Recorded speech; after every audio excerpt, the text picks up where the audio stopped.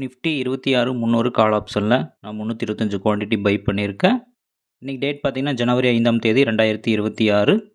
So நம்முடைய entry price பார்த்திங்கன்னா 50, 10 points stop loss கொடுத்துக்கிறேன். அண்டு நம்முடைய டார்கெட் பார்த்திங்கன்னா 100க்கு மேலே மூவ்மெண்ட் ஆகும் அப்படிங்கிறது என்னுடைய எதிர்பார்ப்பு. ஓகே, நம்ம எடுத்த பொசிஷனில் ஒரு 2000க்கு மேலே ப்ராஃபிட் மூவ்மெண்ட் ஆகிட்டு இருக்குது. ஸோ வெயிட் பண்ணி பார்க்கலாம்.